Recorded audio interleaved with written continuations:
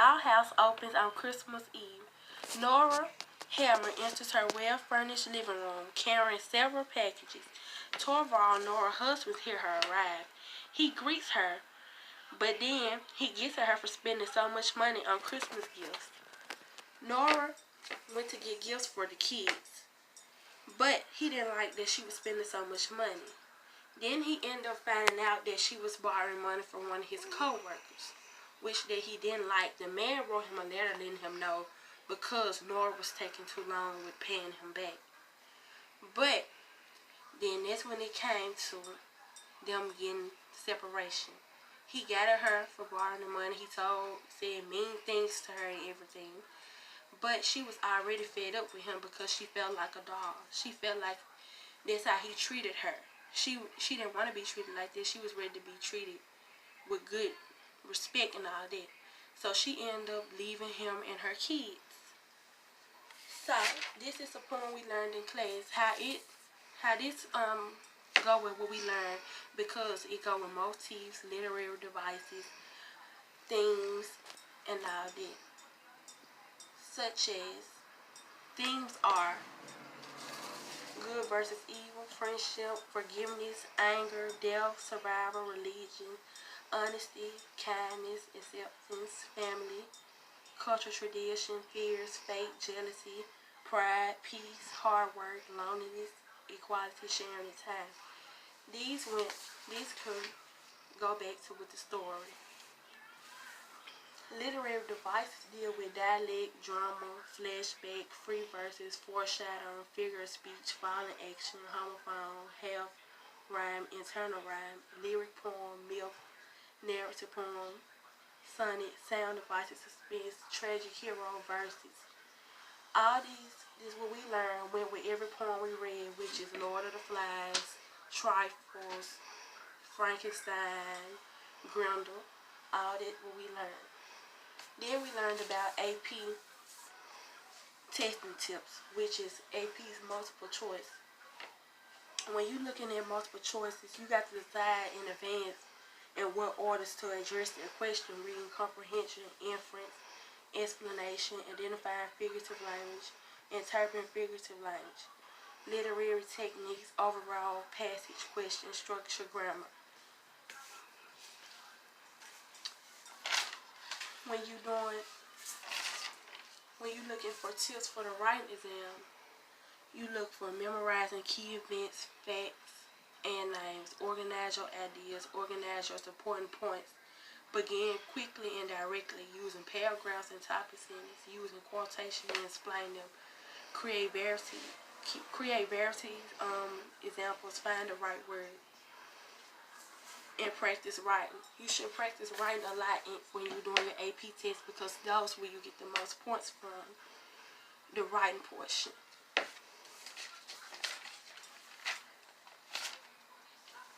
Then I will go back to motifs. I will tell you what a motif is. It's a literary element used repeatedly in one text. Motifs are things that reoccur in the story, which things that reoccur back in the dollhouse. It's dealing with good versus evil, light and dark, blood, and everything, in different examples. With themes, it's the big idea and the message of the story. Just like they gave you the message of the story at the first beginning, in the middle, and the end. The motifs help you find the big idea. We have motifs in the story, like the motif in the dollhouse, the Christmas tree and decorations, letter and mail, names and nicknames that are significant other parties and celebration. Those was the motifs. In the dollhouse, the characters was Nora, Miss Lindy, Niels Crosstad, Dr. Rank, Emma, and Bobby Helen. All of them was in the text.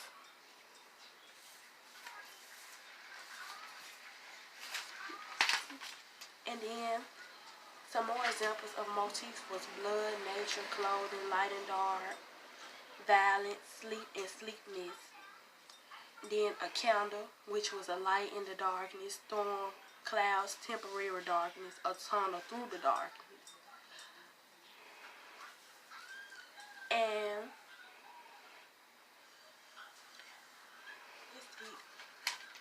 So, what? Who was the central character of the dollhouse? Emma, no, Nora, which was the wife, Torvald, which was the husband, and Krogstad, the man that she borrowed the money from. Hmm. So, um, what symbolism would the Christmas tree represent? What time, what place maybe does that represent that this poem is actually taking place? It was taking place in their house, dealing with the Christmas tree, and that's when the part came in when she was spending too much money because that's what she was trying to do, pick packages under the Christmas tree. Okay, so she was really kind of like spending too much money to get Christmas gifts. Yes. Okay, so why do you think that he would be upset with her spending money? What part of the story or the poem told you that he was upset? The part told when he came, like he was already, he was getting a new position in the job. He had got a new position, and he was trying to bring in more money, but she was like, keep spending it. So that's when he got mad, and he was like, she need to start spending the money. But he didn't know that she was borrowing money from his other coworker. Okay, so that's kind of like when the poem took a climax, right? So it Yeah. kind of took a turn.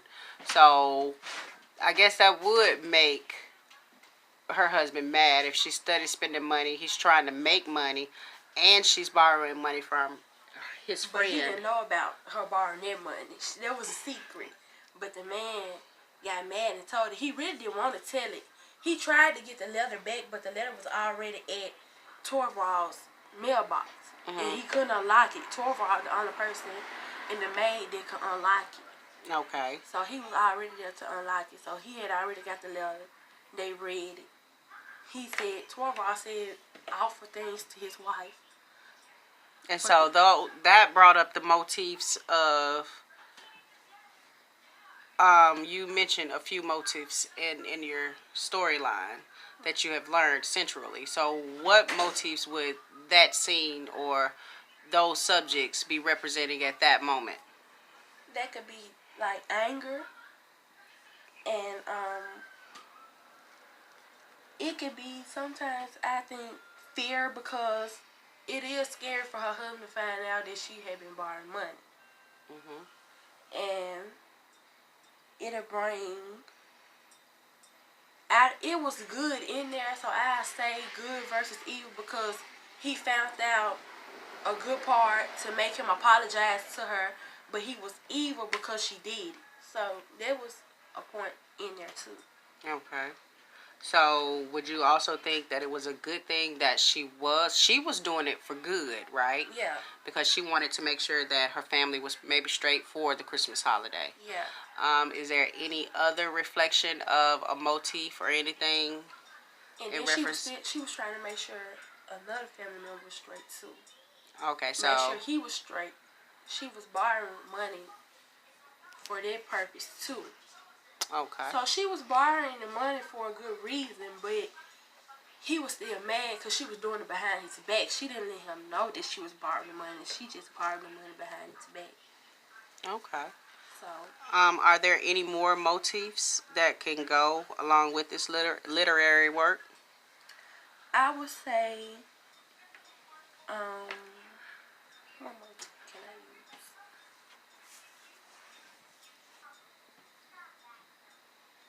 Like, it was dealing with, I say, nature. Okay. Because I mean, it's a natural mechanism, defense mechanism, to get mad or upset when you're trying to do something and somebody is kind of like doing something behind your back or going over your head doing something. Then I would say it's a tragedy too, because how everything came, how he found out everything at one time. He found out everything, then they separated. She didn't want to be with him no more. So there was a tragedy to leave him and the kids. She thought the kids would be better off with him. So she left him with the kids. So it was a tragedy too. It's not really too much good came out of it because it was sad, but that's what happened. Okay. I heard you say something about you learned maybe some rules that you should follow when taking your AP exam or studying for your AP exam. Yes, you should always practice. And I would say you should practice ahead of time so you can get in good practice. Like the where you get your majority of your points from is when you practice.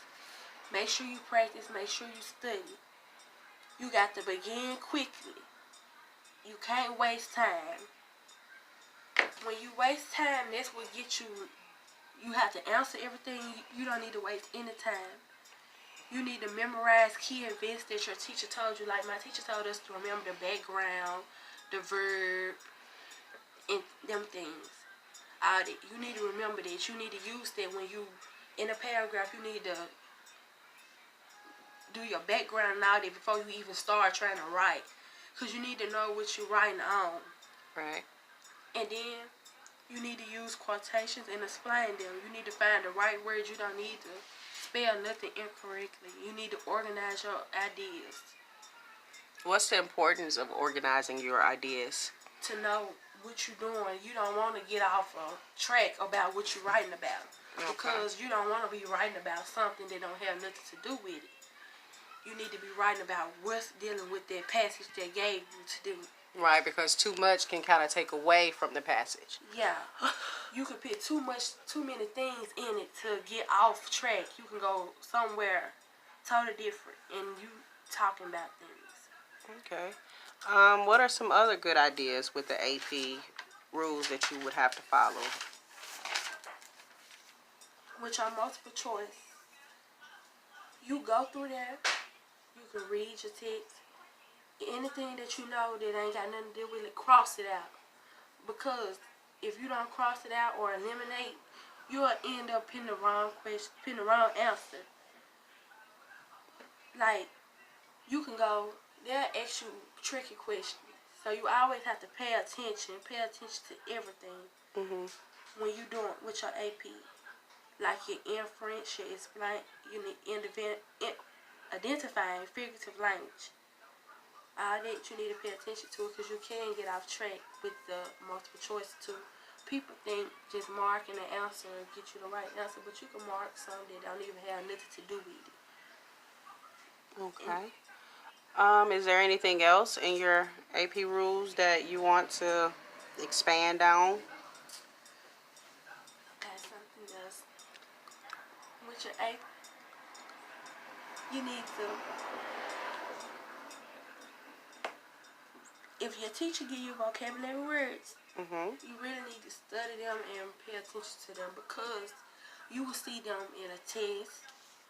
You could even, it ain't even have to be an AP test. A test your teacher give you in the room, you can see that. Anything that your teacher give you in class, you need to pay attention to it because it's going to be on the test.